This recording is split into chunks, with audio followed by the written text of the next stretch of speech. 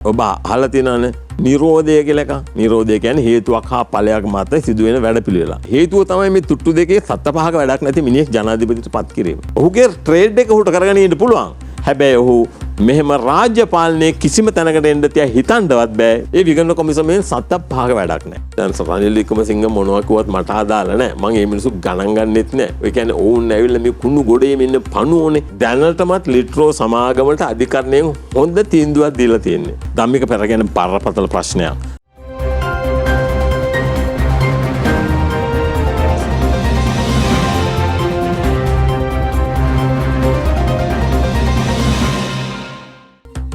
අයිබෝන් නොබෙක් වන්නේ ටෝක් 24 සජීවී වැඩසටහන සමගින් අද සඳුදා දවසේදී ශ්‍රී ලංකාවේ විවිධ අර්බුද නිර්මාණය වෙලා දැම් යම් කිසි කාල සීමාවක් ගත වී තිබෙනවා.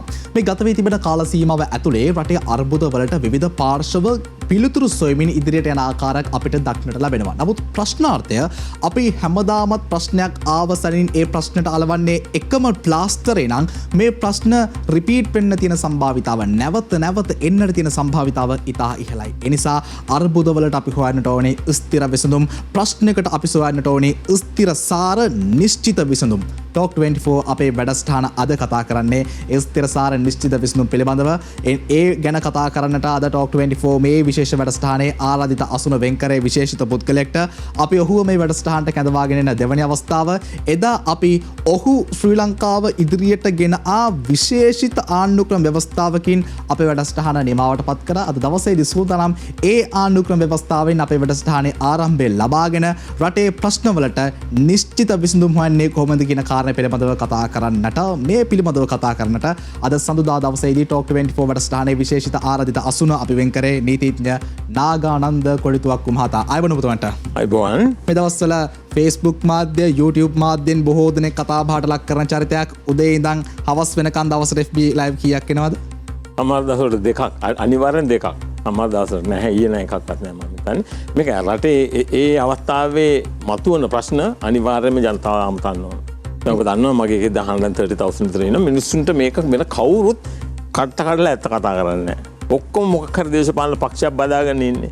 ඒකද මිනිස්සු අසරණ වෙච්ච අවස්ථාවක්. ඒකින්ද අපි කොහොම හරි මේක විය යුතුම දේ තමයි ඍජුවම ජනතාව අමතන්න ඕනේ ජනතාව අසරණයි. එනිසා වගකිව යුතු මාධ්‍ය ජාලයක් විදිහට අපේ පරම වගකීමත් මෙවැනි චරිතවලට ඉඩහසර වෙන් කරන එක මාධ්‍ය වෙන් කරන එක අපි කෙලින්ම සාකච්ඡාව පටන් ගත්තොත් නාගානන්ද කොඩිතුවක්කු මහත්මයා අප දෙදෙනා මේ සාකච්ඡාවෙන් නියැලෙන මේ අවස්ථාවේදී ශ්‍රී ලංකාවේ විශාල ඉන්ධන පෝලිම් ප්‍රමාණයක් තිබෙනවා, ගෑස් පෝලිම් ප්‍රමාණයක් තිබෙනවා, ව්‍යවස්ථා සංශෝධනයක් පිළිබඳව රටේ ජනතාව කතා කරනවා, බලධාරීන් විවිධ ක්‍රියාමාර්ග ගන්නවා. මම මේ සියලු දේ එක තැනකට සාරාංශගත කරලා ඔබෙන් පළවෙනි ප්‍රශ්න යොමු කරත් මේ අර්බුදවලට වගකිව යුත්තේ කවුද?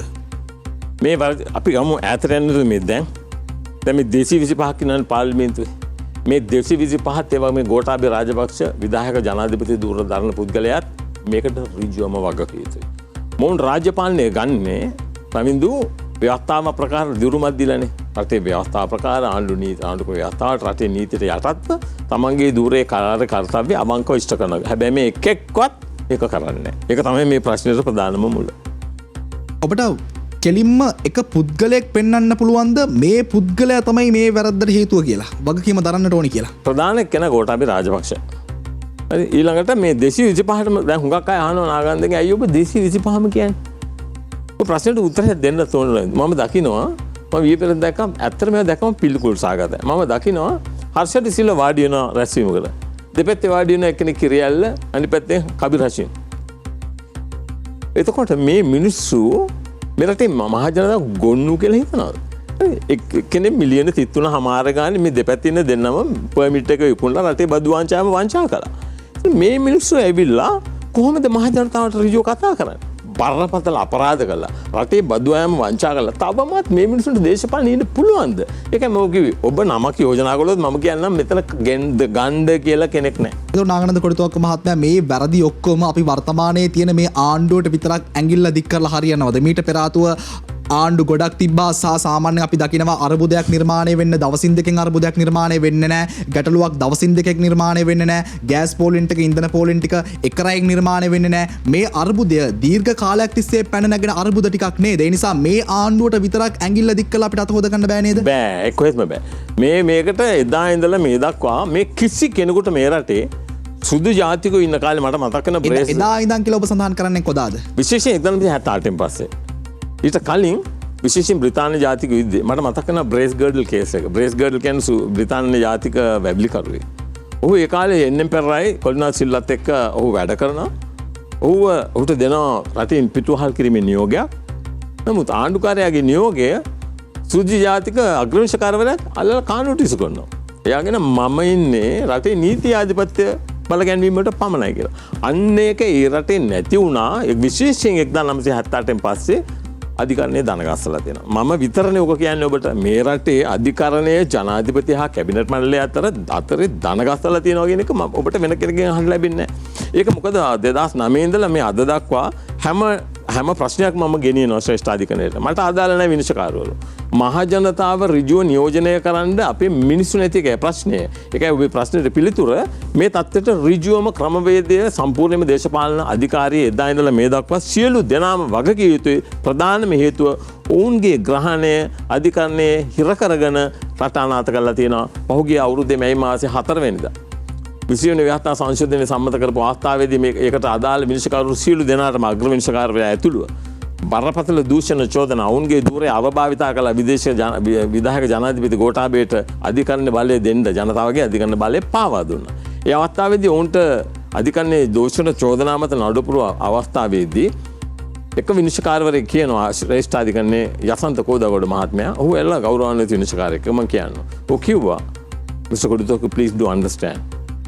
In this country, the judiciary has no independence. ඔබට තේරෙනවා කියන කතාව. මේක කෙසේ හෝ මේකෙන් ගලවලා දාන්න. අධිකරණයේ ගලවලා දාන්න ඔබ මේක දකිනවා.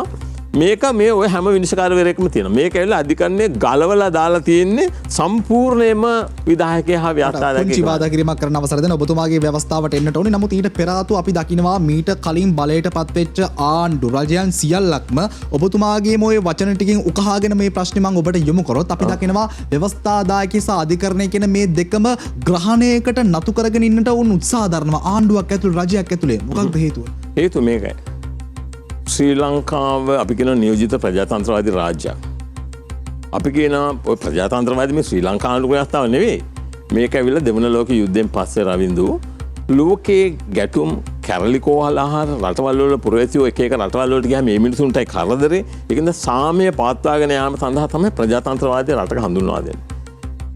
ඒකෙදි කියනවා අධිකරණය ව්‍යවස්ථාදායකයෙක් කියන්නේ පාර්ලිමේන්තුව රාජනායකයා ඇතුළු කැබිනට් මණ්ඩලය උන් බල තුලනයක් තියෙනවා. සෙපරේෂන් ඔෆ් පවර් ඩොක්ට්‍රින් එක. එතනදී එකාට අතපොවන්න බෑ. ඒක තමයි මේ තුන් දෙනාම ක්‍රියාත්මක කරන ජනතාවගේ කිසි කෙනෙකුට උදුරාගත නොහැකි අධිකරණ බලය. මේ ව්‍යවස්ථා මේ පරම අධිකාරී බලය.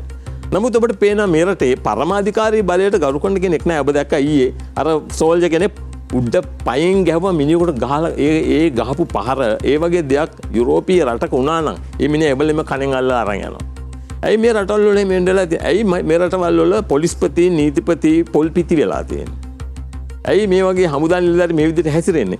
නීති ආධිපත්‍යයක් නැහැ. මේක කවුරුත් මේ රටේ කරන්නේ නැහැ. මම ඔබට අරන් ආවද කතා කරන්න. මේකේ තියෙනවා ව්‍යවස්ථා සංශෝධන 3. එකක් ගේන්නේ රංජිත් මද්දුම් පාර්ලිමේන්තු ඊයේ පෙරේද ඔබ දැක්කනේ. මම මේක ගේනකොටම කිව්වා ඔක අධිකරණ අල්ලලා විසි කරනවා කියලා. ඊළඟ එක ගේනවා විජිත හේරත් ජනතා විමුක්ති පෙරමුණ. ඒක ගේන්නේ ජූලි මාස 9 2018. මේ දැන් තියෙන එක තමයි මේක ගේන්නේ විජේදාස රාජපක්ෂ. මේ තුනෙම තියෙනවා ඔබ යතේ දැන්. තුනම තියෙනවා. ඔබට මේක බලන්න පුළුවන්. මට ඔබ දන්න ඔක්කොම ටික ඔබට කියන්න පුළුවන්. ওই තුනෙම කිසිම කෙනෙක් උත්සාහ කරන්නේ මේ රටේ ජනතාවගේ අධිකරණ බලය බලගන්වන අධිකරණය දේශපාලන අධිකාරිය ග්‍රහණයෙන් නිදහස් කරන්න එක්කෙනෙක්වත් උත්සාහ කරන්නේ. ඔතනින් ඔබතුමා පොඩ්ඩක් නවත්තන්න. දැන් මේ ව්‍යවස්ථා තුනත් එක්ක මගේ අතේ තියෙනවා අනෙත් අතෙන් ඔබතුමා මේ යෝජනා කරන ආණ්ඩුක්‍රම ව්‍යවස්ථාව. මේ තුනේ සහ ඔබතුමාගේ මේ ආණ්ඩුක්‍රම ව්‍යවස්ථාවේ තියෙන වෙනස මොකක්ද? පැහැදිලිවම ඕකේ ඔබ අහලා ඇති කොමන්වෙල්ත් ලැටිම් හවුස් ප්‍රින්සිපල්ස් කියලා. ඒ ලැටිම් හවුස් ප්‍රින්සිපල්ස් කියලා තියෙන්නේ රවින්දු මේ පොදු රාජ්‍ය මණ්ඩලීය රාජ්‍යයන් ඔක්කොටම කොහොමද ප්‍රජාතන්ත්‍රවාදී රටක පාලන ක්‍රමය නිසියාකාරව පාත්වාගෙන යන්නේ. ඒ ටික ඔක්කොම ඕකේ තියෙනවා. අධිකරණයට අය අතපොවන්න කිසි කෙනෙකුට බෑ. කිසි කෙනෙකුට බෑ. ඕක ඇවිල්ලා දැන් උතන තියෙන්නේ දැනුත් ඔය විජේදාස රාජපක්ෂ ගේන්නේ 7ක් ඇතුළෙන් පාර්ලිමේන්තු මන්ත්‍රීවරු 3ක් පිටින්. ඒ කියන්නේ වැඩක් නැහැ. 10ම පිටින් වෙන්න ඕන. දැන් ඕකේ යෝජනා කරන්නේ ව්‍යවස්ථාදායක සභාව හරියට ජාතික ලැයිස්තුව වගේ. අපි හිතමු දැන් අපේ විනිවිද පදනම. ඒ වගේ ගොඩක් අය ඉන්නවනේ. අපේ විනිවිද පදනමේ කවුරු හරි ඉදිරිපත් වෙනවා මැතිවරණයට. ඔහු ඉදිරිපත් කරන ඔය ආණ්ඩුක්‍රම ව්‍යවස්ථාව රටේ ජනතාවට කියන ඕකේ තියෙන ව්‍යවස්ථාදායක සභාව 10 දෙනෙකුගෙන් සමන්විතයි. හැබැයි ඒකේ දේශපාලනඥයෝ එක්කෙනෙක්වත් නැහැ. ඕකේ යෝජනා කරනවා ජනතාවට ඒ දේශපාලන පක්ෂවලට ව්‍යවස්ථාදායක සභාව යෝජනා කරනවා. 10 දෙනා එක පක්ෂයෙන්. ඒ 10 දෙනා එතකොට ජනතාව පාර්ලිමේන්තුවේ මැතිවරණයට ඡන්දය දාන්න යනකොට ජාතික ලැයිස්තුව වගේ වුන් දකිනවා මේ පක්ෂයේ ව්‍යවස්ථාදායක සභාවේ යොමු කළා තියෙන්නේ උගත් විශ්‍රාමික ශ්‍රේෂ්ඨාධිකරණ විනිශ්චයකාරවරු, ඒ වගේම කීර්තිමත් ඔබ දන්නවා ඔය අපේ හිටියේ ජයන්ත ධනපාල වගේ, ඒ වගේ ප්‍රඥජීවන හූල්, ඒ වගේ මහත්වරු. ඒ කට්ටිය තමයි ඒ වගේ 10 දෙනෙක් තමයි හැම පක්ෂයක්ම යොමු කරන්නේ. හැබැයි ඒ කට්ටිය ව්‍යවස්ථාදායක සභාවට පත් කරාන් පස්සේ කොමිෂන් සභාවල අභියාචනාධිකරණේ, ශ්‍රේෂ්ඨාධිකරණේ, නීතිපති, පොලිස්පති, විගණකාධිපති, සියලුම කොමිෂන් සභාවල සමාජිකයෝ ඔය ඔක්කොම පත් කරන්නේ කොමිෂන් සභාව. ඒකට අත දැම්මොත් රාජ්‍ය නායකයා හෝ මන්ත්‍රීවරු කිසි කෙනෙක් කෙලින්ම වුන් එතනින්ම ඉවරයි. මේක කන්ටෙන්ට් එක කොහොමද කියලා බලන්න අපි ප්‍රශ්නයක් එක්කම මම හිතන්නේ මේක කඩලා ඔබතුමාට යොමු කරන්න ඕනි. ඔබතුමාට සහතික වෙන්න පුළුවන්ද? අපි දැක්ක පහුගිය කාලේ අපේ රටේ ශ්‍රී ලංකාවේ අර්බුදයක් නිර්මාණය වෙච්ච සනින් කරන්නේ මොකක්ද? ආණ්ඩුක්‍රම ව්‍යවස්ථාව ප්‍රතිසංස්කරණය කරන එක. 19 ආවා, 20 ආවා, 21 ගේන්න ඕනි කිව්වා, 21 ගේදී 19 තියෙන කරුණු ආය අරන් එන්න ඕනි කිව්වා. දැන් විජේදාස රාජපක්ෂ මහත්මයා 22ක් අරන් එනවා. ඔබතුමාට සහතික වෙන්න පුළුවන්ද? අපි හිතමු ඔබතුමාගේ මේ ආණ්ඩුක්‍රම ව්‍යවස්ථාව ජනතාව පිළිගත්තා කියලා. හෙට දවසේදී රටේ දැවැන්ත ප්‍රශ්නයක් නිර්මාණය වෙනවා. මේ ආණ්ඩුක්‍රම ව්‍යවස්ථාව නැවතත් සංශෝධනය වෙන්නේ නැති ව්‍යවස්ථාවක් කියලා විශ්වාසද? මේක ඕකේ මම ඕක ඇවිල්ලා අර කොයිකටත් අයිල වගේ. හැම අවස්ථාවකටම මම ඕක බලනවා. මේ රටේ මේ දැන් මේ අවස්ථාවේ උද්ගත වෙන ප්‍රශ්න තියෙනවානේ ඔබ දකිනවානේ. අපි දකිනවා එදා දේශබන්දු දෙන්නකොන්ගේ හැසිරීම. බලන්න ඕකේ පොලිස් කොමිසම කොහොමද කියලා. ඒ හැම දෙයක්ම ඕකේ ඔකද යුරෝපීය ප්‍රජාවේ ආණ්ඩුක්‍රම ව්‍යවස්ථාවල ගන්න පුළුවන් උපරිමය ඕකේ අරන් තියෙන්නේ. ජනතා පරමාධිපති කෙනෙක්ගේ ඉහළින්ම අගය කරලා තියෙනවා. එදා ඒ හැතිරීමට ඕකේ බලන්න පොලිස් කොමිෂන් එක. පොලිසිය කවුරුත් නැහැ. ඒකට තියෙනවා එහෙ තියෙන ඉන්ඩිපෙන්ඩන්ට් පොලිස් කම්ප්ලේන්ට් කමිෂන්. ඒකේ ඔක්කොම විධිවිධාන ඕකේ තියෙනවා. පොලිස් නිලධාරියෙක් ඒ වගේ හැතිරුණොත් ඒ කොමිෂන් එකට බලය තියෙනවා. ඌ නිරපහරින්න, ඔහුට දණ්ඩනයක් පමනවන්න, ඒ වගේම ඌගේ පුද්ගලික ධනය මේක ගෙවන්න. ඒම කරන්න බෑ කවදාකවත් රවින්දු දේශපාලන අධිකාරියේ ග්‍රහණයේ මේ ආයතන තියෙනකොට. දැන් විජේදාස රාජපක්ෂ ව්‍යවස්ථා සංශෝධනය බලන්න. ඕකේ රාජ්‍ය නිලධාරියා කියන නිර්වචනයේ ඔහු කියනවා මේකට පාර්ලිමේන්තු මන්ත්‍රීවරු, අමාත්‍යවරු, රාජ්‍ය නායකයා මේ කිසි කෙනෙක් අයත් වෙන්නේ නැහැ කියලා. නමුත් ඔබ දකිනවා අල්ලාසා දූෂණ නීතිය ප්‍රකාරව එවැනි චෝදනාවක් ගොනු කරපු වහාම රාජ්‍ය නිලධාරියා වැඩතහනම් කරනවා. ඊළඟට ඔහු වර්ධකරු වුණොත් ඔහු තේවෙන් නිරපහරනවා. ඕකෙන් ඔවුන් දැන් තියෙන ව්‍යවස්ථාවෙන් ඔය විජේදාස රාජපක්ෂත් කියන නෑ ඒකට අපි අයිති නෑ. පාර්ලිමේන්තු මන්ත්‍රීවරු මොනතරම් රටේ පොදු සම්පත් මංකොල්ල ගෑවත් උඹලට ඕට විරුද්ධව නීතිය ක්‍රියාත්මක කරන්න බෑ කියලා. ඒකයි මම කියන්නේ ඕක හදන්න අමිදු ඇත්තටම කුණු කන දේශපාලනඥයෙකුට බෑ. පාරිශුද්ධත්වයේ 100% තියෙන්න ඕනේ. ඒක තමයි මට ඔබට මෙතනදී දෙන්න තියෙන පණිවිඩය. ඒකත් එක්ක අපි දැක්කා ලංකාවේ පහුගිය කාලේ අර්බුද නිර්මාණය වෙච්ච හැම අවස්ථාවකදීම මේ අර්බුදය නිරාකරණය කරන්න වෙනමම කොමිෂන් සභාවක් පත් කරා. ඇති ඉතිහාසයේ කොමිෂන් සභාව නම් අපේ දේශපාලනයේ කොච්චරක් නම් පත් කරලා ඇද්ද? ඒකට මේ ආණ්ඩුක්‍රම ව්‍යවස්ථාවෙන් ඔබතුමා අරගෙන තියෙන පිළියම් මොකක්ද සහ ප්‍රශ්නයක් ආවසනින් ඒකට කොමිෂන් සභාවක් ස්ථාපිත කරන්න නැද්ද මේක ඇතුලේ? මෙහෙමයි. දැන් ඔබට ඕකේ තියෙන කොමිෂන් සභාවලට විධිවිධානයක්. ඔබ දැක්ක අපි බැඳුම් කර කොමිෂන් සභාව මොනවද කරන්නේ? අහලා කෝටි ගණක් වියදම් කරලා වාර්තාවක් දෙනවා. ඕකේ එහෙම නැහැ. කොමිෂන් සභාව හරියට ඩෙන්ටිෆයි කරන්න ඕනේ. ඒකේ ටර්ම්ස් ඔෆ් රෙෆරන්ස් වල කියන්න ඕනේ මෙන්න වරද, මෙන්න උඹලගේ බලය, මෙන්න උඹලට දඬුවම් කිරීමේ බලය ඔක්කොම ඇතුළත්. ආයේ මේ බොරුවට තව කොමිෂමක් හදලා ඒකේ වාර්තාව නීතිපතිට දීලා එහෙම දෙවන්නේ නැහැ. ඔබට මතක ඇති 1971 විජේ වීරලා සම්බන්ධයෙන් තිබුණ රෝහණ විජේවීරගේ සම්බන්ධයකදී උන්ට ඒ සියලුම බලතල තිබුණා. එවැනි ක්‍රමවේදයක් තියෙනවා මිසක් ඔය මේ නැතුව මේ කොලේ බලලා බොරු කරලා රටේ මිනිස්සු රවට්ටන ක්‍රම ඕකේ බින්දුවක් කිසිම දෙයක් නැහැ. වැදගත්ම ප්‍රශ්නේ මේ ආණ්ඩුක්‍රම ව්‍යවස්ථාව ඇතුලේ රටේ වැදගත්ම භූමිකාව වරන් දක්වන්නේ කවුද? ජනාධිපතිවරයාද අගමැතිවරයාද? ඕක යටතේ ඕක ජනතාවට ඉදිරිපත් කරන අපේක්ෂකයා ඉදිරිපත් වෙන ජනාධිපති මැතිවරණයේදී ඔහු ඉදිරිපත් කරන්නේ ජනතාවගේ ඡන්දිලන්නේ ඔහුට නෙවෙයි. මට ඔක කියන්න ඕනේ ඔබට ඔබ ඊයේ පෙරේද දැක්ක අර channel එකකින් ඕක ගැන කතා කරනකොට කියන නෑ කුණු ගොඩට යන්න නැතුව මේ රට ගොඩ ගන්න බෑ කියලා. මේ 225 කුණු ගොඩට යන්නම ඕන කියලා. නාගන දික 100% ප්‍රතික්ෂේප කරනවා. මේ එළියේ ඉඳලා කරන්න පුළුවන් දෙයක් කියන්නේ. නැත්තම් සජිත් ප්‍රේමදාස කොච්චර උනන්දු වුණාද මාව පෞගේ ජන පාර්ලිමේන්තු මැතිවරණයට ගන්න. නාගන දෙකට කීයටවත් එකඟ වෙන්නේ නැතිව කුණු ගොඩේ ගිහලා ඔක කරන්න බෑ. ඕක ඉදිරිය ක්‍රමවේදය මොකද්ද? ඔය එක ඉදිරිපත් කරන අපේක්ෂකයා ඡන්ද ඉල්ලන්නේ ඔහුට නෙවෙයි. ඌ කියන්නේ මේක කියවලා බලන්න. මේක අධ්‍යයනය කරන්න. ඕක දැන් 9 වන සංස්කරණයක් තියෙනවා. ඒකට දැන් ඔන්ලයින් දාලා තියෙනවා ජනතාවගෙන් අදහස් විමසනවා. ඔය මම දැක්ක ඊපෙරද වික්ටරයි වුණු යෝජනා කරලා දෙන മന്ത്രിවරු නැවත කැඳවීමේ බලය ගන්න පුළුවන් හැම දෙයක්ම රටේ ප්‍රගමනය සාතික කරන හැම දෙයක්ම ඕක ඇතුළත්. ඔබට මතක ඇති ඔබ අහලා ඇති මෙහෙම දෙයක්. Doctrine of necessity. දැන් necessity කියන එක පාවිච්චි කරන්නේ අත්‍යවශ්‍ය අවස්ථාවකදී ඔබ දැක්කා අර රඹුක්කන necessity පාවිච්චි කරන්න කියලා අහගෙන මිනිහෙකුට වෙඩි තියලා දැම්ම මතකනේ. necessity වැරදි විදිහට පාවිච්චි කරන එක. මේක මේ හරි විදිහට පාවිච්චි කරන එක අපිට දැන් ඇත්තටම රවින්දු රට ගලව ගන්න ක්‍රමවේදයක් නැහැ. ව්‍යවස්ථාවේ 4 අයන්නෙන් කියන්නේ රවින්දු ජනතාවට ඍජුවම නීති සම්මත කිරීමේ බලය. හරි? 85 කියන ජනතාවට පාර්ලිමේන්තුව ප්‍රතික්ෂේප කරපු නීතියක් පවා සම්මත කිරීමේ බලය. ඒක පහුගිය 19 වෙනි ව්‍යවස්ථා සංශෝධනයෙන් අනුර කුමාර දිසානායක ඔය කට්ටිය එකතු රනිල් වික්‍රමසිංහල එක ඉවත් කළා. නමුත් 20න් ආය නැවත ගෙනාවා මේ පාර. නමුත් ඕකේ ඒකයි මම කියන්නේ මේ ජනතාව දැනගන්න ඕනේ අපි ජනතාවට දැනුම දෙන්න ඕනේ. ඒකයි මම රවින්දු යෝජනා කරන්නේ අපි මේ වැඩසටහන පුනා යන්න ඕනේ ජනතාව අතරට මිනිසුන්ගේ ඔළුවට දාන්න ඕනේ ස්වාධීන මතය. නිර්පාක්ෂික වෙන්න. එතකොට ඔහු ඉදිරිපත් වෙන්නේ ඕකෙන් ඡන්දය ඉල්ලන්නේ නෝකට. ඔකන ඔබේ අධිකාරී බලය ඍජුවම සම්මත පාවිච්චි කළා මේක සම්මත කරන්න. ඔබේ කතිරේ ගහනවා කියන්නේ රවින්දු උතනදී පළාත් සභාව ඉවරයි. 78 ව්‍යවස්ථාව ඉවරයි. විධායක ජනාධිපති ධූරය ඉවරයි. ජාතීන් අතර අසමගිය ඇති කරන ජාති නොයෙකුත් ආගම් සියල්ලම ඉවරයි. හරිද? ඒකම දේශපාලන පක්ෂවල විගණකාධිපතිගේ බලතල ඒව ඇවිල්ලා උපරිමේ ඊළඟට ප්‍රසම්පාදන කොමිසම දැක්කනේ ප්‍රසම්පාදන ওই ගෑස් කේස් එක අද අපි කතා කරන්න තියෙන එක. ඔබ දැක්කනේ මේ වගේ මංකොල්ල කිසි දෙයක් කරන්න බෑ. ඔය ක්‍රමවේදය ඇවිල්ලා ආයතන 3 අතර බල තුලනය පමණක් නෙවෙයි. ඔබ අහලා ඇති ඊයේ පෙරේද මම දැක්කා ඔය ඇමරිකාවේ ඉවත් කරපු කවුද ට්‍රම්ප් කේස් එකේ court of appeal ජජ් කෙනෙක් අර රීකවුන්ට් එකක් කියලා වෙලාවේ එයා හියරින් එකේදී එයාගේ ජජ්මන්ට් එකේදී එයා කියනවා rule of law shall be the foundation of the US constitution කියලා. අපේ රටේ නීති ආධිපත්‍ය 7-5කට මායින් කරන්නේ නැහනේ. ඒක තමයි ප්‍රශ්නේ. ඕකේ පදනම rule of law. Okay, පදනම rule of law and the sovereignty in the people.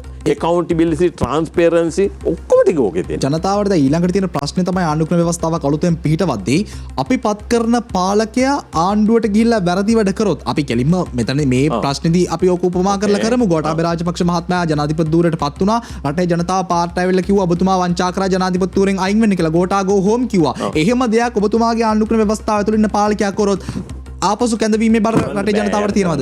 ඕක ඇවිල්ලා ඇත්තටම කියනනම් ඕක හදලා තියෙන්නේ යකඩ ග්‍රිල් එකක් හිතන්න. සිංහෙත් දාන ග්‍රිල් එකක් හිතන්න. අන්න ඒ වගේ වැඩ පිළිවෙල. දැන් මෙතන අනාගත මට පොඩ්ඩක් නිරාකරණය කරලා දෙන්න. මේ ව්‍යවස්ථාව ඇතුලේ ඔබතුමා කියන්නේ යන අදාළ බලධාරියට හොරකම් කරන්න බැරිද? නැත්නම් හොරකම් කරපු කෙනෙක්ව කැඳවන්න ජනතාවට පුළුවන්ද? ඒක දෙකම තියෙනවා. දෙකම තියෙනවා. පාර්ලිමේන්තු මන්ත්‍රීවරයෙක් වර්ධයේ හැසිරුණොත් අර එක්කෙනෙක් ප්‍රිසන් එකට පැනලා අර කරපු වැඩ ක්ෂණිකව ඔහු නිරපහරින්න පුළුවන්. පක්ෂ මාරු කෙනෙක්ව තහනම්. හරි ඒ වගේම තමයි ඔය ව්‍යවස්ථාවෙන් සහතික කරන මම ඔබට කිව්වනේ ජනතාව යෝග සම්මත කරන්න කියලා ජනතාවගේ වැඩි ඡන්දයෙන් ඕක සම්මතයි. එච්චරයි. මැතිවරණේ ප්‍රතිඵල ප්‍රකාශ කරපුවාම ජනතාව සම්මත කළා නම් ඕක පිළි අරගෙන එතනින් ඉවරයි. ඒක නීති අනුකූලද? ඒක හොඳ ප්‍රශ්නයක්. ඒක තමයි ඔබ ප්‍රශ්න දෙකක් ඇහුවේ ඔබට. මම කිව්වා doctrine of necessity කියලා. වෙන අපිට ප්‍රශ්න දැන් අපිට වෙන කරගන්න දෙයක් නැහැ. අනිත් එක doctrine of public social evolution එක. රටක ප්‍රගමනයක් තියෙන්න ඕනේ. රටේ අපිට අද අපි පොල් කටු අඟුරු පාවිච්චි කරන්න ඕනේ. ඒකට ලිප් හදනවා. අපි මේ ඉඳලා අර ඒ දවස්වල ඉඳලා ඉහළටම ගිහිල්ලා ඉන්ඩක්ෂන් කුකරකට ගිහිල්ලා අපි දැන් ආයේ පොල් කටු අඟුරට ගියා. එතනට ගියානේ. එහෙමනම් අපිට ක්‍රමවේදයක් අවශ්‍යයි. ඕකේ නීත්‍යානුකූල භාවයේ අභියෝග කරන්න කිසිම කෙනෙකුට බෑ. ඕක අභියෝග කළේ එකම පුද්ගලයා ඕස්ට්‍රේලියාවේ සිඩ්නි නුවරදී ඇවිල්ලා සුනිල් සෙල්ලා හිටපු නීතිපති. ඔහුට ඒක පැහැදිලි කරපුවාම ඔහු 100% ඕක පිළි අරගෙන මොකද මේක ජනතාවගේ අධිකාරී බලය බලගන්වලා ඍජුවම ජනතාව සම්මත කළාට පස්සේ ඒක තමයි රටක වෙන්න පුළුවන් හොඳම දේ. ජනතාව ආණ්ඩුක්‍රම 4 ආයන්නේ මම ඔබට කිව්වේ ඍජුවම නීති සම්මත කිරීමේ බලය. මොකද මේ රට ගලව ගන්න මට වෙන ක්‍රමයක් හිතා ගන්න බෑ. ඊට පස්සේ මම එකක එක කතිරෙන් ඒක තමයි අපි කතා කරන්නේ සිස්ටම් චේන්ජ් එක. ඒ සිස්ටම් චේන්ජ් එක තමයි යෝගයෙන්. මට නොපැහැදිලි කාරණේ කොහොමද ජනතාව මේක සම්මත කරගන්නේ මේ වෙලාවේ? හරි. දැන් මේ වෙලාවේ බෑ. ඡන්දකදී අපි තමයි ජනාධිපති මැතිවරණය ඩික්ලෙයාර් කරනවා. ජනාධිපති මැතිවරණයට ඔබ ඉදිරිපත් වෙනවා. ඔබ ඉදිරිපත් වෙන්නේ ඔන්න ඔබ ඉල්ලන්නේ ඔබේ ප්‍රතිපත්ති ප්‍රකාශයත් එක්ක ආණ්ඩුවේ යථාව ඉදිරිපත් කරනවා. ඔබ කියනවා ඔබ මේක පිළිගන්නවා නම් පමණක් මට ඡන්දය දෙන්න. ඔබ මේක පිළිගන්නවා නම් පමණක් මේකේ තියෙන වැඩපිළිවෙලක් නේ. ඔය තියෙන වැඩපිළිවෙලක්. මේ වැඩපිළිවෙල පිළිගන්නවා නම් පමණක් මේකට ඡන්දය දෙන්න. ඔබේ වගකීම තමයි ඔබව ඡන්දයෙන් ජයගත්තොත් මුලින්ම කරන්න ඕන දේ තමයි ඔබ ජනතාව විසින් මේක විධිමත්ව සම්මත කළා කියලා සහතික කිරීම. එහෙම නොකළොත් මොකද ඔහු සමග ඔහු දෙනවා 20 දෙනෙකුගේ සමන්විත කැබිනට් මණ්ඩලයක්. ඒක සමහරට 12 වෙන්නත් පුළුවන්. දැන් එහෙම යෝජනාවකුත් තියෙනවා. එහෙම වුණොත් ඔහු යම් මේකේ ඒක නොකළොත් ඔහු නිර්පය හැරලා දෙවෙනි තැන එක්කන තමයි රාජ්‍ය වෙන්නේ. මොකද ජනතාව අතර අපි ඇති කරන්න ඕනේ මොකද්ද විශ්වාසය. එතනදී ඔහුට ආයේ ඒ ක්ෂණයකින් ඔහු ඒක අත්සන් කරපු ක්ෂණයකින් 78 ව්‍යවස්ථාව ඉවරයි. ඕක අභියෝග කරන්න මේ ශ්‍රී ලංකාවේ කිසිම කෙනෙක් නැහැ. ඔය 225 නම් ඕක එක්කෙනෙක්වත් කතා කරන්නේ නැහැ. හැබැයි ජනමාධ්‍ය ඔකට බයයි. නේද? මේ ඔබ ගැන නේ මම කතා කරන්නේ. ජනමාධ්‍ය මේ තියෙන කුණු ක්‍රමවේදයත් එක්කම යන්නේ. ඕන්ට ඕනේ නාගානන්දත් ඒ කුණු ගොඩට තල්ලු කරලා ඒකත් එක්ක යන්නේ. ඒක මම කොහෙත්ම පිළිගන්නේ නැහැ.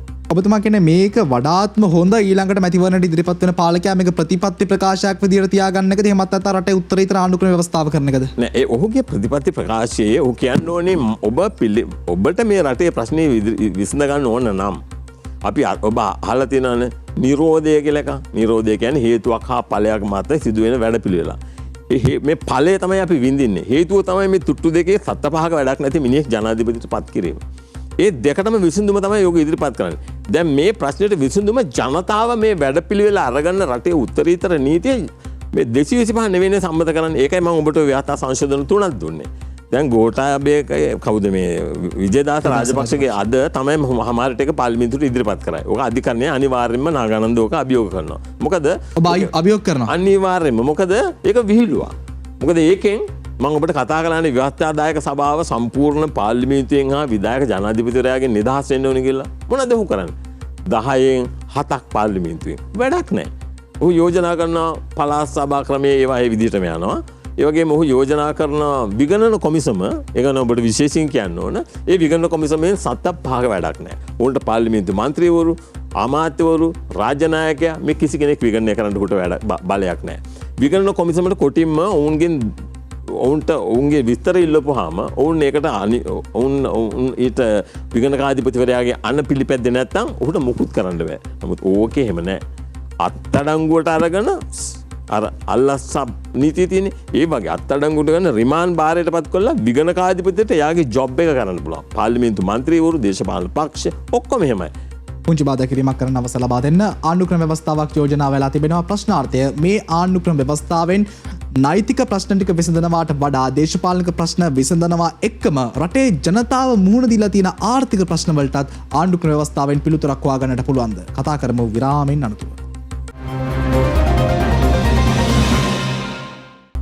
ඔබ නැවතත් විරාමෙන් අනතුරුව ටෝක් 24 සජීවී වැඩසටහන සමගින් නාගානන්ද කොටතුවක්කු මහත්මයා අපි කතා කරමින් හිටියේ ඔබේ ආණ්ඩුක්‍රම ව්‍යවස්ථාව සහ අද විජේදාස රාජපක්ෂ මහත්මයා පාර්ලිමේන්තුවට ඉදිරිපත් කරන 22 වන සංශෝධනය. දැන් තියෙන ගැටලුව තමයි 19 ඉදිරිපත් කරද්දී 19ට පිරිසක් පක්ෂවත ඉස්සුවා, යම්කිසි පිරිසක් විපක්ෂවත ඉස්සුවා. 20ටත් ඕක වෙනවා, 21ටත් ඕක වෙනවා, නිසැකෝම 22ටත් ඕක වෙනවමයි. රටේ ප්‍රශ්නයක් නිර්මාණය වෙලා තියෙද්දී එන ආණ්ඩුක්‍රම ව්‍යවස්ථාවලට ඇතම් පිරිසක් 19ට අත උස්සනවා, 19 එපා කියන කට්ටිය ආයේ 20ට අත උස්සනවා, 20 ගේන කට්ටියම ආයේ 21 එපා කියලා කියනවා, 21 එපා කියන කට්ටිය ආයේ 22 ඕන කියලා කියනවා. ඔබතුමා මේක කොහොමද දකින්නේ? ඕක අපි ඔය ඉස්සරහට යන්න ඕනේ. 17 ඉඳලා එන්න ඕනේ. 17න් තමයි චන්ද්‍රිකා තමයි කියන්නේ පළවෙනි වතාවට ඇත්තට මේකේ තියෙන රටේ ප්‍රගමනයේ යම් තාක් දුරකට සාතික කරනවා. 17 වෙනි ව්‍යවස්ථා සංශෝධනය. ඒක තමයි අධිකරණයේ ස්වාධීනත්වයේ සෑහෙන දුරකට ස්ථාපිත කරන්නේ. අර ව්‍යවස්ථාදායක සභාවේ 10න් 7ක් පාර්ලිමේන්තුවෙන් පිටින් සම්මත කරන්නේ. තාම පත් කරන්නේ. එතකොට මුකුත් කරන්න බෑ. ඒකට යටයි එක්කම. 18න් මහින්ද රාජපක්ෂ ඒක අල්ල බිසි කරනවා. ඔහු තන්නේ කර තමන්ගේ ග්‍රහණයට ගන්නවා බිනසුරන් හා ඔක්කොම පත් කිරීමේ බලය. 18 19න් ආපහු අරක ගේනවා. ඒ ගෙනාපු අවස්ථාවේ 19න් මේක ගේන්නේ 2015 අප්‍රේල් මාසේ 28 වෙනිදා. හරි. මේක හරිම හාස්‍ය ජනක ලියවිල්ලක්. ඔබට මම ඕකේ පිටපතක් දුන්නා. මේ ඇවිල්ලා හැන්සාල්ඩ් එකෙන් උපුටා ගත්ත දේ. හැන්සාඩ් වාර්තාව පුටාගත්තද? ඔව් හැන්සාඩ් වාර්තාවේ මේ කියන කට්ටියක් කියන්න ලක්ෂ්මන් යාපා බේවර්ධන, අනුර ප්‍රියදර්ශන යාපා, ඩිව් ගුණසේකර, වාසුදේව නානායකාර, බන්දුල ගුණවර්ධන, දිනේෂ් ගුණවර්ධන, විමල් වීරවංශ, ලලිත් දිසානායක, ඒක නම් ප්‍රසිද්ධ නමක් නෙවෙයි. ඊළඟට නිමල් සිරිපාල් ද සිල්වා, තිස්ස විතාරණ, ගාමිණී ලොකුගේ. මේ වගේ තව නම් තියෙනවා. මොන ඔක්කොම කියනවා මේ අධිකරණය අපේ ග්‍රහණයේ නිදහස් කළොත් අපි අමාරුයි. මේ මම අනුර ප්‍රියදර්ශන යාපා. ඔව් කියනවා නෑ මේ ලක්ෂ්මන් යාපා අබේවර්ධන. ඔව් කියනවා මේ රටේ උත්තරීතර ආයතනය පාර්ලිමේන්තුවයි. ඊළඟට ඔහු කියනවා මේ පාර්ලිමේන්තුව සතු එම බලය ව්‍යවස්ථාදායක සභාවකට පත් කරන්න දෙන්න බෑ. ඇයි ව්‍යවස්ථාදායක සභාව සම්පූර්ණයෙන්ම ස්වාධීන වුණොත් එහෙනම් ඔය කොමිෂන් සභාව ඔක්කොම ස්වාධීනයි. එහෙනම් අධිකරණය සම්පූර්ණයෙන්ම ස්වාධීනයි. මම එකයි යෝජනා කළේ ඔය යෝජනා කරන එකේ ඔක්කොම ඉවරයි කියලා. මේ කියපු ඔක්කොම බන්දුල ගුණවර්ධන, දිනේෂ් ගුණවර්ධන මේක ගොඩක් කතාවන්නේ තියෙන්නේ. මේ ඔක්කොම කියන දේ තමයි අපේ ආරක්ෂාවට. කාගේ ආරක්ෂාවටද? 225 ආරක්ෂාවට අපි රටේ ව්‍යවස්ථාදායක සභාව අපේ ග්‍රහණයේ තියාගන්න ඕනේ. මතක තියාගන්න ව්‍යවස්ථාදායක සභාවේ තමයි බලය තියෙන්නේ. විනිසුරන්පත් කිරීමේ බලය, විගණකාධිපති, නීතිපති මේ සියලු දෙනාම පොලිස්පති ඒ බලය කොමිෂන් සභා ඒක උන් කියන නෑ ඒක අපේ ග්‍රහණයේ තියාගන්න ඕනේ. ඒක තමයි අපි එක තැන පල් වෙන දැන් ලෝකේ බුන්නත් වෙච්ච රට කවුරුත් අපිට ණය දෙන්නේ නෑ. ණයක් ගන්න ගියාම ඉන්දියාව හරි කවුරුහරි සාතික වෙන්න ඕනේ. රට කාල විනාශ කළේ අපිත් මේකට වග කියන්න ඕනේ. අපිත් හරක් වගේ දේශපාලන පක්ෂයනවා. කාටවත් උමනාවක් නෑ රට පෙරට තියලා නීතිය ආධිපත්‍ය පෙරට තියලා ලෝකේ අනිත් රටවල් ලස්සනට ඉස්සරහට යද්දි අපේ දරුවන්ගේ අනාගතය සුරක්ෂිත කරලා පැහැදිලි වැඩපිළිවෙලක් එක එන කණ්ඩායමකට ඒ සහයෝගය ලැබෙන්නේ නැත්නම් ඒකේ ආදීනව තමයි අපි භුක්ති විඳින්නේ. ඒකත් කියන්න ඕන. මෙතෙක් වෙලා කතා කරේ අපේ රටේ දේශපාලනය කොහොමද වෙනස් වෙන්නට ඕනි කියන කාරණේ පිළිබඳව දැන් නාගානන්ද කොටුවක් මහත්මයා අපේ රටේ දේශපාලනය සහ අනුක්‍රම ව්‍යවස්ථා ටික කොහොම වෙනස් වුණත් වැඩක් නැහැ. මේ වෙනස් වීම තුලින් රටේ ජනතාවගේ ආර්ථික ප්‍රශ්න වලට විසඳුමක් එන්නේ නැත්නම් අද අපේ ජනතාව මහපාරේ ඉන්නවා, ඉන්ධන පෝලිං වල ඉන්නවා, ගෑස් පෝලිං වල ඉන්නවා, ආහාර අර්බුදයක් ගැන කතා කරනවා. ඔබතුමාට විශ්වාසද ඔබතුමා මේ පුනපුනා යෝජනා කරන වැඩපිළිවෙල ඇතුලේ ජනතාවට මේ ආර්ථික ප්‍රශ්න වලින් ගොඩ එන්නට පුළුවන් කියලා? 100%ක්. ඇයි එහෙම කියන්නේ? ඔගේ බලන්න රාජ්‍ය ප්‍රතිපත්ති මෙහෙවීමේ මූලධර්ම බලන්න. දැන් තියෙන ව්‍යවස්ථාවෙත් තියෙනවා. ඒකේ තියෙනවා නිවාස, ඇඳුම් පැළඳුම්, සෞඛ්‍ය, ප්‍රවාහනය, දරුවන්ගේ අධ්‍යාපනය ඔක්කොම රජයේ වගකීම කියලා.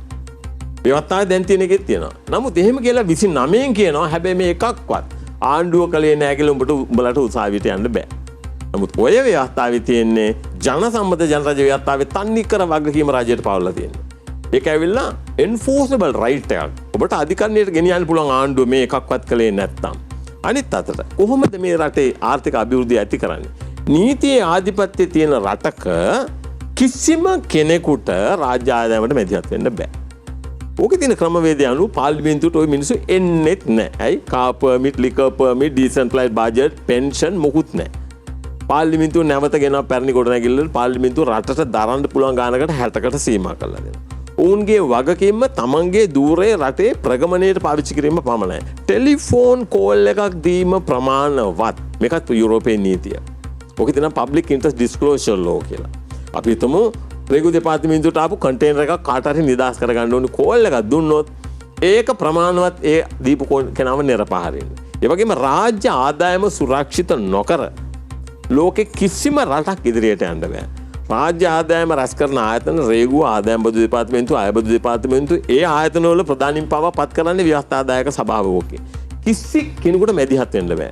ඒ වගේම ඒ ප්‍රගමනය සහතික කිරීම සඳහා මේ රටේ තියෙන සම්පත් බහලා තියෙන වෙනිසුලාව කියන රටේ ලෝකේ වැඩිම පෙට්‍රෝලියම් තියෙන රට. නමුත් රිංගන රට පාටපත් කරලා තියෙනවා. ලංකාවෙත් එහෙමයි. ලංකාවේ නැති සම්පතක් නැහැ. මට කතා කළා ඊයේ පෙරේද ඕස්ට්‍රේලියාවේ සයන්ටිස්ට් කෙනෙක්. ඕකේ නම් මැනා බේකේ තියෙන අපේ සම්පත් oil and gas තියෙන රිසර්ව්. ඒ වගේම බහලා තියෙන ග්‍රැෆීන් ගැන තව තියෙන සම්පත් 99. පල් හුරු ටිකක්. මම මේ වචනේ ඍජුවම පාවිච්චි කරනවා. මේ රටේ පල් හුරු ටිකක් අවුරුදු 71ක් තිස්සේ දැන් 72ක් මේ මේතර කියලා මේ රට කාලා තියෙන ඇයි එකම ක්‍රමවේදේ ඔවුන් හදාගත්ත ආණ්ඩුක්‍රම ව්‍යවස්ථාවක් 1978 අධිකරණයේ දෙපයින් පාගගෙන නිදහසේ මංකොල්ල කරන. ඔබ ජීවිතේට දැකලා තියෙන මේ රටේ පාර්ලිමේන්තු මන්ත්‍රීවරයෙක් මට මතකයි මෑතකදී බ්‍රිතාන්‍යයේ මන්ත්‍රීවරු 12 දෙනෙක් හිරියට ඇරියා. තමන්ගේ එක්ස්පෙන්සස් හොරට ක්ලේම් කරලා 12 දෙනෙක් කිරේට ඇරියා. අන්න එහෙම රටක නීතිය තියෙන්න ඕනේ. රාජ්‍ය නායකයාට පව නීති ආධිපත්‍ය ඍජුවම බල ගන්නන්න පුළුවන් වෙන්න ඕනේ. නාගරික කොළතුවක් මහත්මයා ඔබ මේ පුන පුනා කියන්නේ රටේ ආණ්ඩු ක්‍රම ව්‍යවස්ථාවකට මුවා වෙලා අපේ රටේ බලධාරීන් අර්බුද නිර්මාණය කරා කියලා. මම කෙලින්ම ඇහුවොත් අපේ රටේ ඉන්ධන අර්බුදයක් ගෑස් අර්බුදයක් ඇත්තටම නැද්ද? මේකත් නිර්මාණය කරපු දෙයක්ද? මේක පැහැදිලිවම ඒක උනේ මෙහෙමනේ. නිර්මාණය වුණේ හේතුවක් ඇතුවනේ. අපේ විදේශ විනිමය අතිරික්තය එත ශ්‍රී ලංකාව නිදහස ගන්න අවස්ථාවේදී තිබුණ අවුරුදු ගානකට කණ්ඩ අපිට බ්‍රිටිෂ් පවුන්ඩ්ස් තිබුණා අපේ විදේශ විනිමය අතිරික්තය බ්‍රිතාන්‍යයේ. අද මේ රට හිඟමටට වැටුනේ රවින්දු දිගින් දිගටම දැන් කවුරුත් නැහැනේ බලන්න. අධිකරණයක් නැහැ. අපි විගණන කොමිසමක් නැහැ. අලි සබ්රි කිව්වනේ විගණන කොමිසම ඛණ්ඩද නීති ආධිපත්‍ය ඛණ්ඩද කියලා රට කෑවනේ. ඒ වැඩේ ප්‍රතිඵලයක් හැටියට මේ 225 කලේ නිදහසේ මංකොල්ල කෑවා. ඔබ දැක්කා ඔය පර්මිට් කේස් එක තමයි ඔකට ක්ලාසික් එක්සැම්පල් එක. කැබිනට් මණ්ඩලෙම මං අධිකරණයට ගෙනිච්ච යහපාලනේ. හරි? ඔක්කොම മന്ത്രിවරු. ජාවිපෙත් 6 දෙනාම ඉන්නවා මේකට සම්බන්ධ වෙලා. මේ කට්ටියම මම මේ කියනකොට තරහ වෙන්න එපා නාගානන්දෙත් එක වැඩක් නැහැ. වැරද්ද වැරදි විදිහට දකින්න. ඔය කවුරුත් පුරුදු වෙලා තිනවා යම් යම් ප්‍රමාණයට කුණු කන්න. හදන්න ඕන නම් රට ක්‍රමවේදයේ හරියටම හදන්න ඕනි කවුරු ආවත් හෙල්ලෙන්න බැරි වෙන්න. ඇත්තටම මිලියන ගානක ගෑස් වංචාවක් සිද්ධ වුණාද අපේ රටේ? ඒකේ සීමිසේ වංචාවක් නෙමේ රයින්දු. සිද්ධ වුණාද? ඔව්. ඔව්. දැන් මම ඔබට කියන්න. මේක මම ලෝක බැංකුවට වාර්තා කරනවා. ඔබ දැක්ක රනිල් වික්‍රමසිංහ පහුගිය 21 වෙනිදා 22 වෙනිදා පාර්ලිමේන්තුවේ කරපු ප්‍රකාශය කිසිදු වගකීමකින් නැතුව නාගානන්දට ඕනම අධිකරණයක ඕනම කෙනෙක්ව නියෝජනය කරන්න බලය තියෙන නීතිඥවරයෙක්. ඔබ දැක්ක ඊයේ පෙරදා දඹුල්ලේ තරුණයෙක්ව අත්අඩංගුවට ගත්ත අවස්ථාවේදී ගිහිල්ලා අධිකරණයේ මම හොඳ ස්ටේට්මන්ට් එකක් කළා පොලිස්පතිගේ හැසිරීම. පොලිස් ස්ථානාධිපතිවරුන්ගේ හැසිරීම. ඔවුන්ගේ නීති ආධිපත්‍යයට ගරු නොකිරීම. අධිකරණයේ එක පැම්පාරෙන් ඔහු නිදහස් කළා. හරිද? මේ ඔහු කරපු වැරද්ද මේ ගෑස් කේස් එක ගැන ඔහුගෙන් ප්‍රශ්න කරපුවාම මේක ජනතාව හොඳට තේරුම් ගන්න මේක එසේමසේ මුදලක් නෙමෙයි අපිට පාරේ වැටිලා හිඟමනේ වැටිලා ගෑස් නැතුව මෙච්චර දුකට පත්වෙච්ච රටක් මේ පල්ලුරු මෙහෙම මංකොල්ල කන්න පුළුවන්ද කියලා බලන්න. හරි මේගොල්ලෝ ලංකාවේ ගෑස් අවශ්‍යතාවය රවින්දු වසරකට ලක්ෂ 3ක් මෙට්‍රික් ටන් ලක්ෂ 3ක්. ඔබට බලන්න පුළුවන් ඔය දැන් ඉන්න ගෑස් ලිට්‍රෝ සමාගමේ සභාපති කියනවා. මොවුන් මේකට ටෙන්ඩර් කෝල් කරනවා. මේ සම්බන්ධ සම්පූර්ණ වාර්තාව ලෝක බැංකුවට ගියා. හැබැයි ඔවුන් දැන් ඒකට ඇක්ෂන් ගන්නවා. හරිද? මේ ටෙන්ඩර් එක දෙන්නේ සියාම් ගෑස් කියලා කම්පැනි එකක් තමයි අන්තිමට තෝරගන්නේ. අවම මිල දෙන්නේ 96යි contract price and freight and the insurance. ඒක නල ඩොලර් 96යි. ඒක තමයි ටෙන්ඩර් බෝඩ් එක පිළි අරගෙන ලිට්‍රෝ සමාගමේ ඊට පස්සේ ඒක අනුමත කරලා කැබිනට් මණ්ඩලය අනුමත කරලා ඊට පස්සේ මොහුට ප්‍රකාශිතව දැනුම් දෙනවා. කාටද? සියම් ගෑස් තායිලන්ඩ් කම්පැනි එකට. ඊළඟට තමයි ප්‍රශ්නේ ඇති වෙන්නේ. ඊට කලින් මේ OQ කියන සමාගමේ දේශපාලනඥයෝ ගොඩක් ඉන්නවා. ඔවුන් තමයි යහපාලනේ දිගටම මේ ලංකාවට ගෑස් සප්ලයි කරලා දෙන්නේ.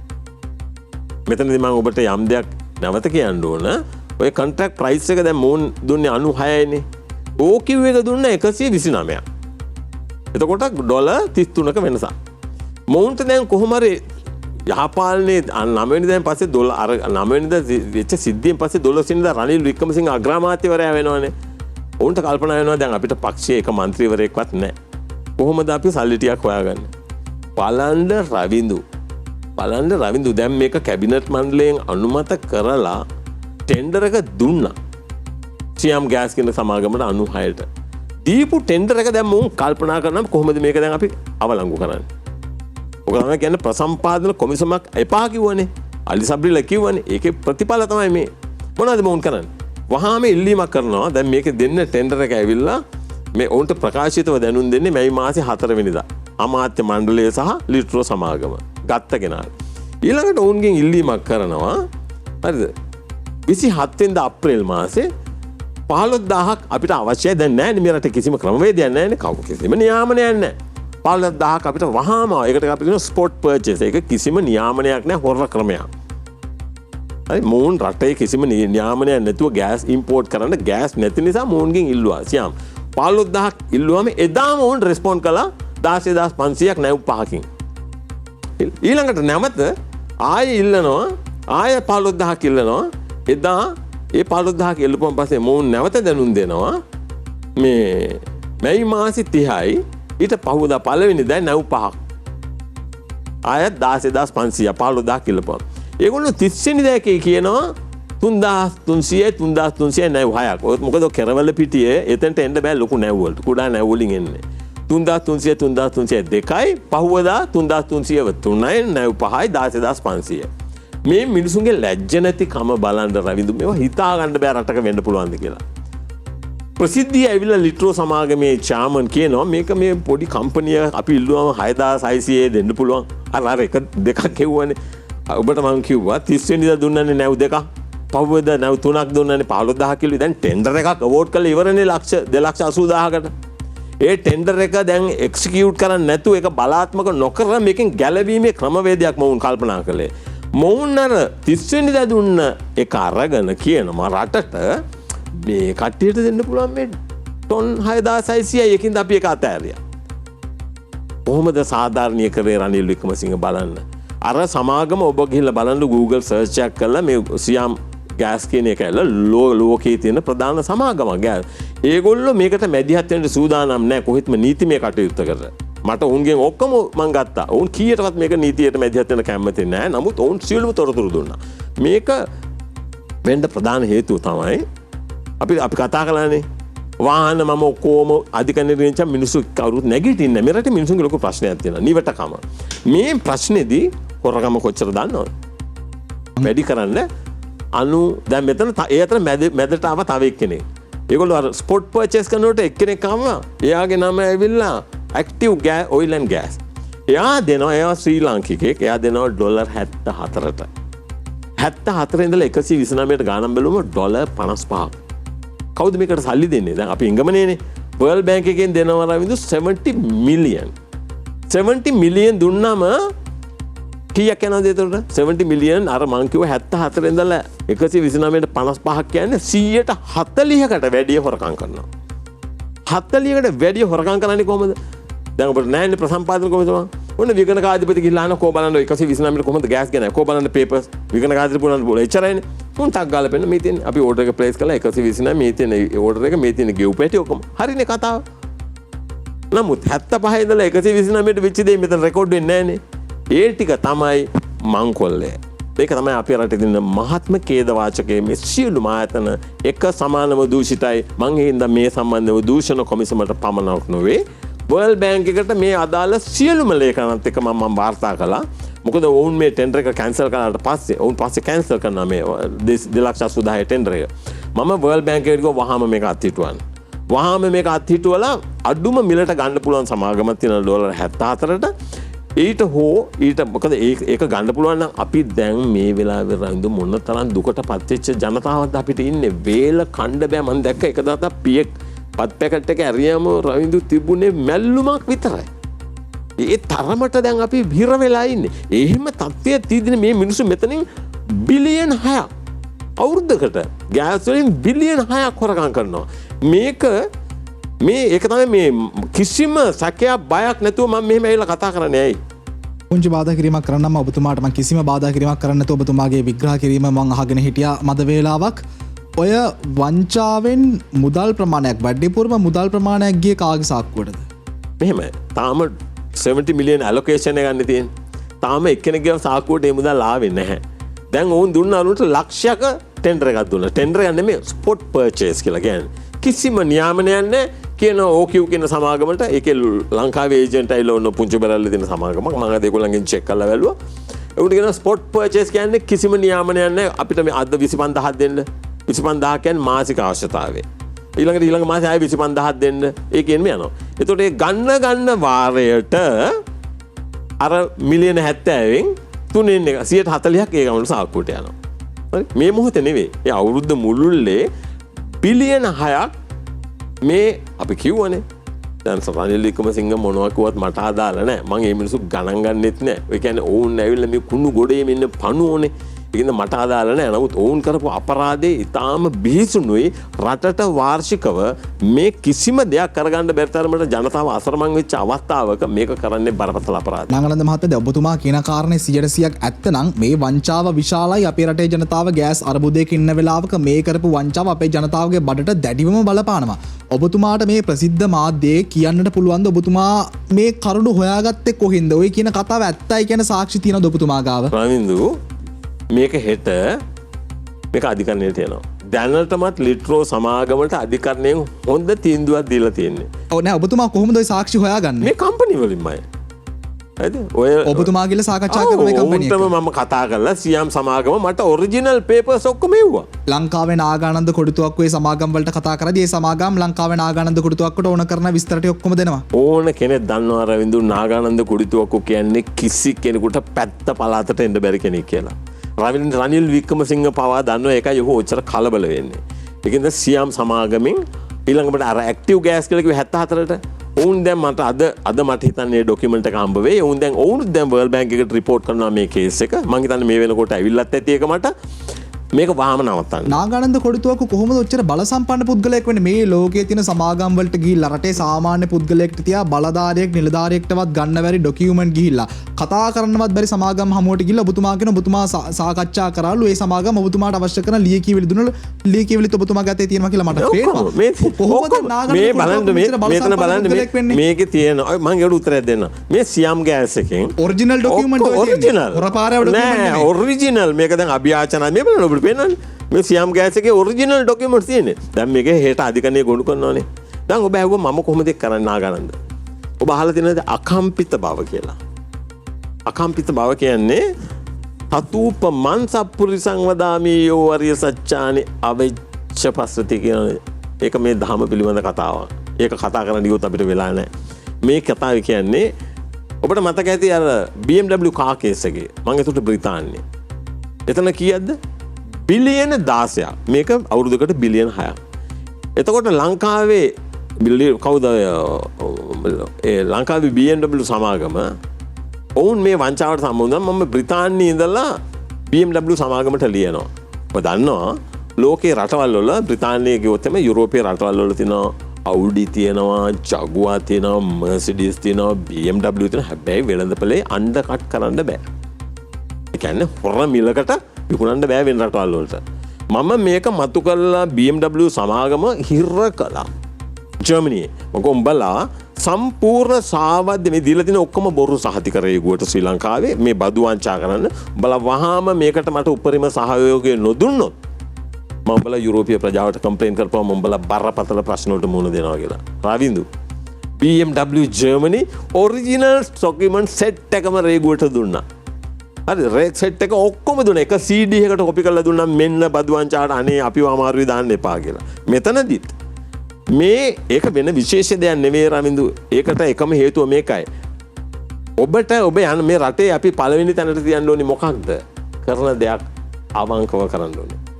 අපි නිර්ව්‍යාජ වන්න ඕනේ. ශ්‍රී ලංකාවේ දේශපාලනයේ හැම කිසි කෙනෙක් මගේ ඇස් දෙකට නම් මට පේන්නේ නැහැ. ඒක නිසා තමයි මම ඔබට කියන්නේ මේක ඔබ රාත්‍රී භූමිය ගලවා ගන්න ඕන නම් ඒකයි කිව්වේ අර ව්‍යවස්ථාව හැදුවේ ඇයි?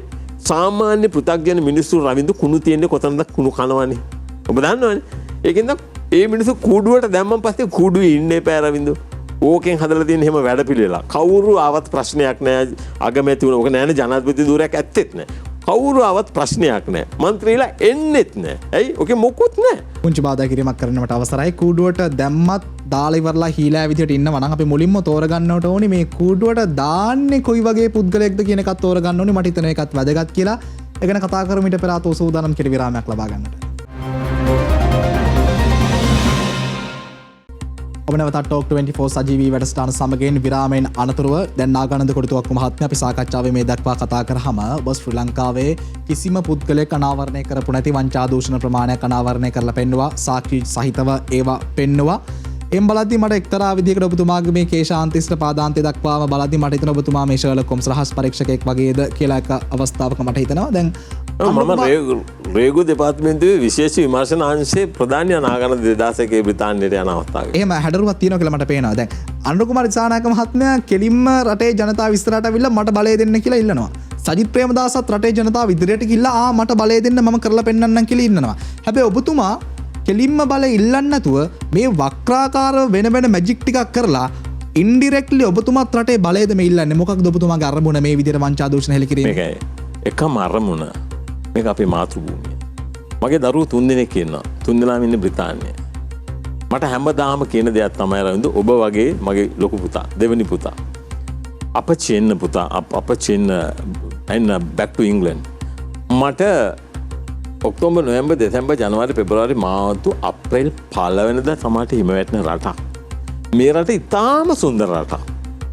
මගේ එකම අභිලාෂය හා මගේ කැපවීම මගේ ඩිසයර් එක මේ මාතෘභූමිය කෙසේ හෝ ගලවගෙන අර පාස්පෝර්ට් පෝලිං වල ඉන්න අපේ දරුවෝ රට දාලා ගිය දරුවෝ මේ රටට නැවත ගෙනල්ලා මේ රට ගලව ගන්නවා. මේ ජාත්‍යාලයෙන් කරන ගහන ගේම් එකක් නේ. 100,000ක් මම එකයි කිව්වේ ඔය ලිට්‍රෝ කේස් එක අරගෙන මම ඔබ දන්නවා ගෙවල් වල තිබෙන සිලින්ඩරේ පවා ගේන්න අධිකරණ නියෝගයක් දුන්නා. මාකට් එකේ තියෙන සිලින්ඩර් ඔක්කොම ගේන්න ආපහු නියෝගයක් දුන්නා. ඒ වගේම ගෑස් සිලින්ඩරේ ප්‍රින්ට් කරන්න කිව්ව මොනවද මේක කන්ටෙන්ට් එක ප්‍රොපේන් බියුටේන් කන්ටෙන්ට් එක. ඒක බැද්දි අභියෝගයක් රවින්ද. මට එරෙහිව ජනාධිපති නීතිඥයා ඇතුළු 15 දෙනෙකුට එරෙහිව ගිය නඩුවක්. ඒ තන්නේ කර කලේ ඇයි? ඔබ දැක්ක ගෙවල් 900ක් පමණ ගිනි ගත්තා. මොනවද සජිත් ප්‍රේමදාසලා කළේ? මොනවද අනුර කුමාරලා කළේ? මොනවාක්වත් ඔවුන් කරනවද? බොරුට කෑ ගහනවා තමයි. දැන් ආනන්ද මහත්මයා ඔබතුමා මේ ආණ්ඩුවට පිටින් ඉඳගෙන තුන්වෙනි පාර්ශවයක් විදිහට ආණ්ඩුව විවේචනය කිරීමෙන් පමණක් ඔබතුමාගේ බලාපොරොත්තු ඉෂ්ට කරන්න බෑ නේද? ඔබතුමා ගිහිල්ලා මේ ඔබතුමාගේ මේ ආණ්ඩුක්‍රම ව්‍යවස්ථාව කවුරු හරි පුද්ගලයෙක්ට බාර දෙන්න ඕනි. ඔබ මේ ආණ්ඩුක්‍රම ව්‍යවස්ථාව අරගෙන මේ රට හදන්න රට ගොඩනගන්න කියලා ඔබ කවුරු හරි පුද්ගලයෙක්ට දෙන්න ඕනි. එහෙමත් නැත්නම් ඔබතුමා හරි ගිහිල්ලා සොයම්ම මේ ආණ්ඩුක්‍රම ව්‍යවස්ථාව අරගෙන ගිහිල්ලා රට හදන්න ඕනි. ආණ්ඩු බලය පිටව ගන්න ඕනනේ. මොකක්ද ඔබතුමාගේ සැලැස්ම මේකට තියෙන්නේ? විවේචනය කරලා හරියන්නේ නැහැ නෑ. මම නාගන්න විවේචනය කරන කෙනෙක් නෙවෙයි. මම ඔබට කිව්වා මේ දක්වා ඔහු කරපු හැම වැඩක්ම මම ඔබට කිව්වා. දැන් මේ ගෑස් කේස් එකත් මම නවත්තනවා කියලා කිව්වා. ඊළඟට ඔබ දන්නවා මේ අවස්ථාවේදී මොනවාද පාම් ඔයිල් මෙට්‍රික් ටන් 480ක් 2016 ඉඳලා නවත්තලා දෙනවා. මේ ඔක්කොම කරන්නේ පොදු යහපතට. මේකට දැන් අද තමයි හෙට තමයි තියෙන දේශපාලන පක්ෂ ලියාපදිංචි කිරීමේ සාකච්ඡාව මැතිවරණ කොමිසමේ. නමුත් ඒකත් දැන් මෙතන කොමසම මට ටෙලිෆෝන් කෝල් එකක් දීලා ඒක නවත්තලා තියෙනවා. හරි. ඒකල විනිවිද පක්ෂේ කියනවත් නැහැ. විනිවිද පදනම. විනිවිද ෆවුන්ඩේෂන්. උවමනාවක් තියෙනවා.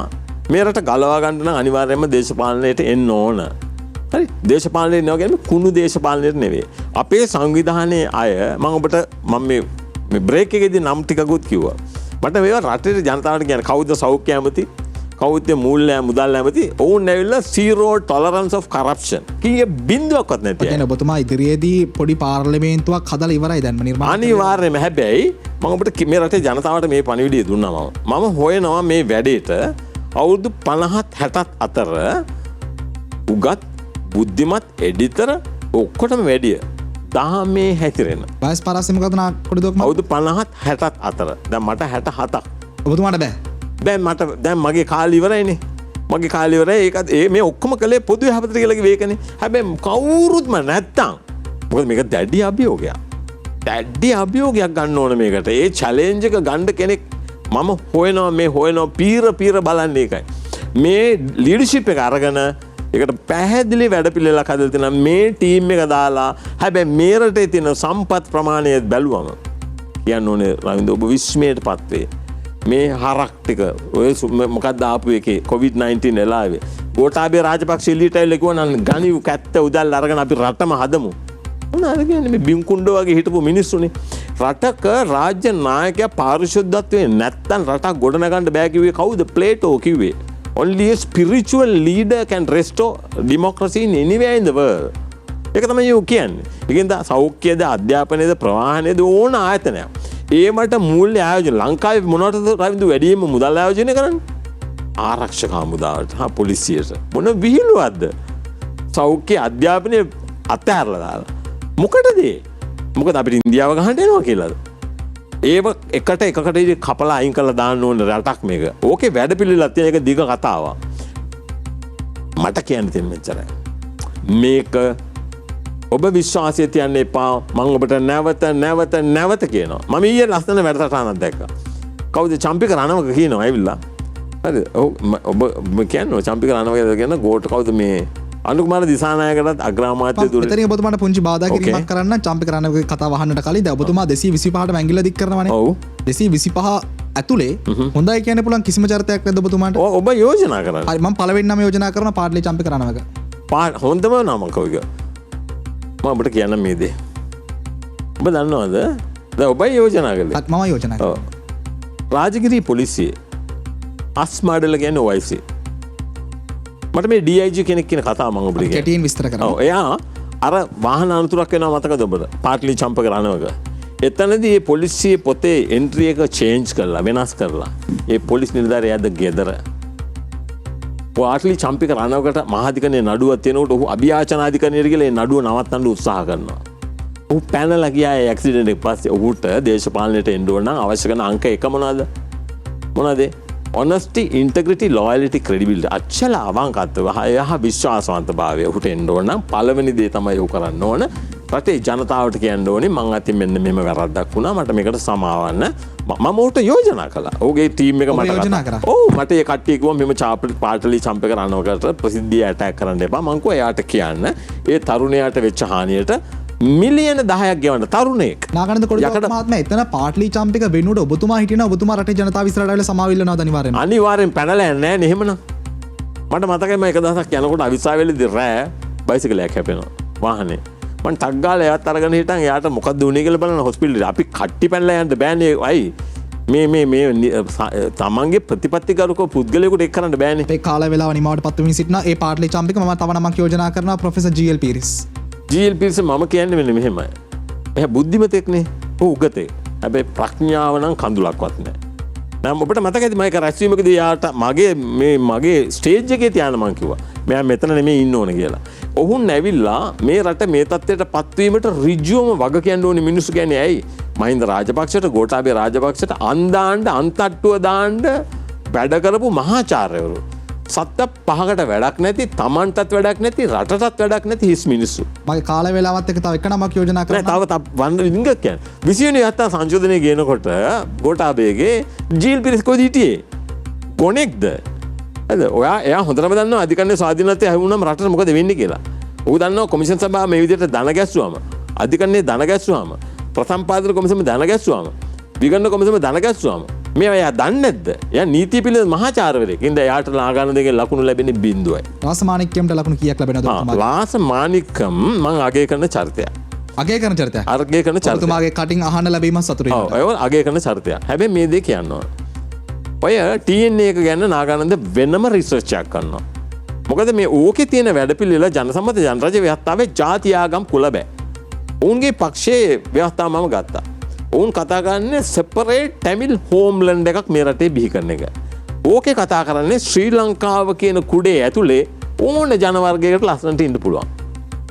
මං එතනදී රාසමාණික්කම් ඒ සම්බන්ධව දරන අදහස සුමන්තිරන් මන් දන්නවා.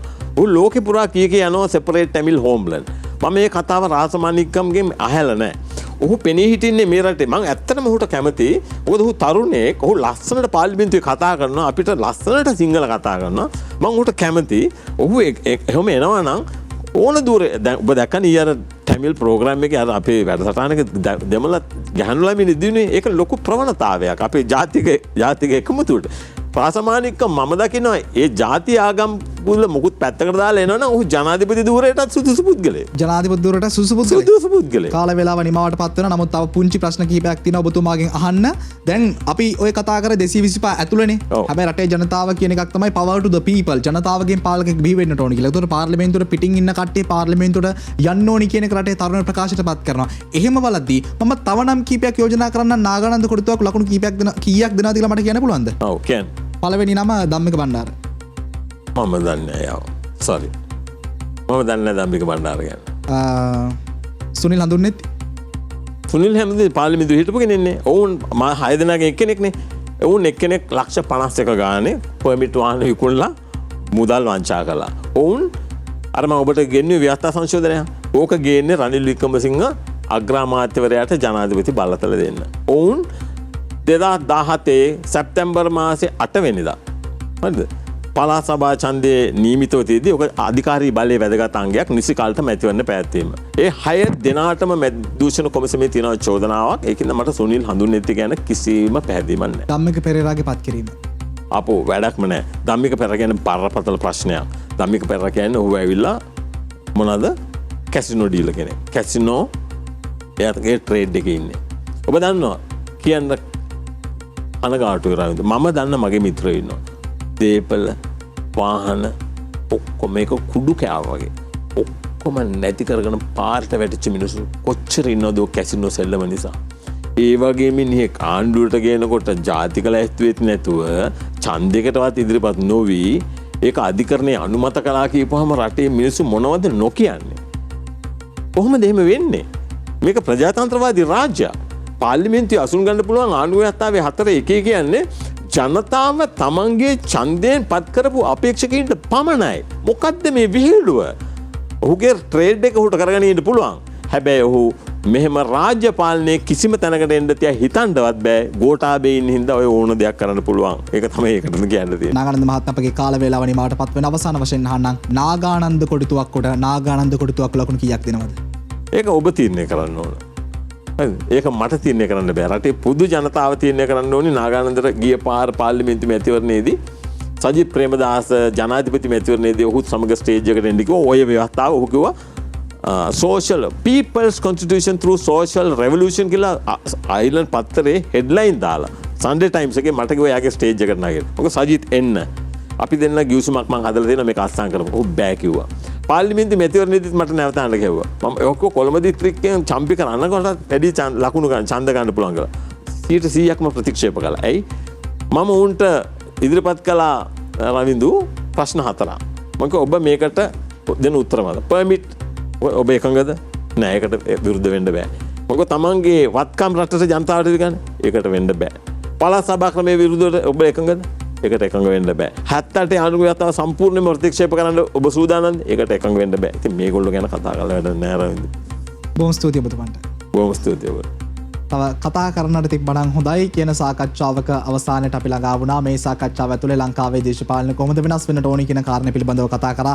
ආර්ථික සමාජීය දැක්ම පිළිබඳව අපි කතා කරා. අවසාන වශයෙන් රටේ ඉදිරි නායකයන් පිළිබඳවත් අපේ පුංචි අනාවක කිහිපයක් පළ කරා. ඉතින් කොහොම හරි අපේ අවසාන අරමුණ සහ ඉලක්කය මේ සියලු දේවල් සාන්ද්‍රගත වෙලා මේ සියලු දේවල් එක තැනකට ඇවිල්ලා දූෂණයෙන් තොර වංචාවෙන් තොර සමෘද්ධිමත් ශ්‍රී ලංකාවක් බිහි වේවායි කියන ප්‍රාර්ථනාව තමයි අපේ ඒකායන අරමුණ. හැමදාමත් ටෝක් 24 කණ්ඩායමේ අපේ සම්පත්දායකයන් ගෙන්වන්නේ සහ ඔවුන්ගේ දැනුම හසර වෙන් කරගන්නෙත් මේ සුඛිත මුදිත ශ්‍රී ලංකාව නිර්මාණය කරන්නට.